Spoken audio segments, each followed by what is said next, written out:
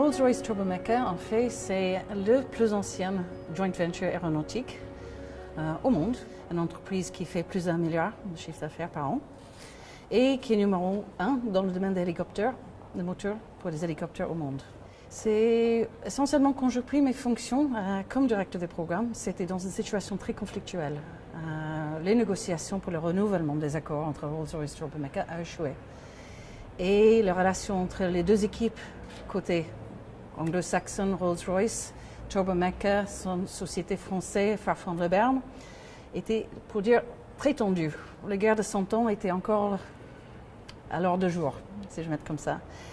Et le PDG de la boîte m'avait emmené en disant qu'une Irlandaise, je vais mettre au milieu de tout ça et voir qu'est-ce que ça donne, parce que le reste n'a pas marché jusqu'à maintenant. Je fais appel à la CE et essentiellement à Sarkis Rubin à ce moment-là, parce que je me suis rendu compte très rapidement que ce que j'avais comme problème en face de moi, ce n'était pas un problème contractuel, ce n'était pas un problème de process, ce n'était pas un problème non plus technique, c'était essentiellement un problème de comportement humain.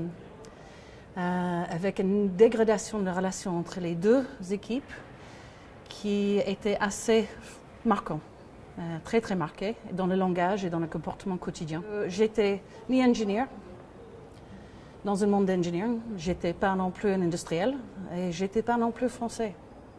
Donc j'étais sur un terrain complètement inconnu. Et le niveau d'expertise et ce qu'ils cherchaient pour résoudre ces problèmes-là, en fait, c'était aucune de ces compétences, c'était une autre. Et j'avais cette compétence quelque part en moi, il fallait que je le trouve. Et je fais appel à la CE pour m'aider d'abord, personnellement, pour trouver cette capacité et cette ressource pour faire face aux problèmes. Et après, cet accompagnement, c'était avec l'équipe. Et ça a pris 3 axes. Pour moi, le premier, c'était de faire parler les gens dans une ambiance de bienveillance, ouverte, parler vrai, exprimer la frustration, le mettre sur la table, sortir les cailloux de leurs chaussures qui les empêchaient d'avancer sur le projet et qui a conclu avec un accord de collaboration entre les deux sociétés qui a pavé l'avenir pour les prochains 30 ans, avec les règles de comportement carrément inscrites comme un charte dans le contrat qu'on a signé entre les deux sociétés. C'est une expérience qui, pour moi personnellement, reste encore très forte et qui m'aide encore dans le travail que je fais aujourd'hui.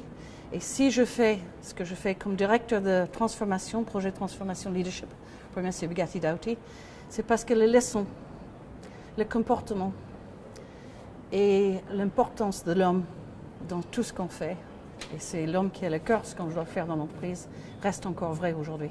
Si je n'avais pas rencontré le CE, est-ce que j'aurais fait le projet de la même manière? Ma réponse aurait été non. J'aurais pris un problème et même faire les mêmes erreurs que les autres. Partir sur un projet avec un KPI, avec les process, avec les reporting nécessaires, avec un tempo donné par un rythme de gestion de projet habituel, management habituel. Et là, ce que je fais avec le CE, je mets tout ça à côté et je donne priorité d'abord au fonctionnement des équipes. Et c'était ça en premier, avant tout. Quand j'ai pris le projet au début, j'avais 2 équipes complètement indépendantes l'une de l'autre. L'une des grosses difficultés que j'avais, c'était justement la barrière de la langue, la barrière de la culture, toutes ces barrières-là. Et le plus gros exemple que je veux dire, c'est qu'à la fin de le projet, c'est que je n'avais pas perdu aucun membre de l'équipe, ils étaient tous encore là. Je suis partie 5 ans plus tard et mon équipe était complètement intacte et engagée dans la démarche encore. Et je pense que ça, c'est le meilleur exemple qu'on peut dire.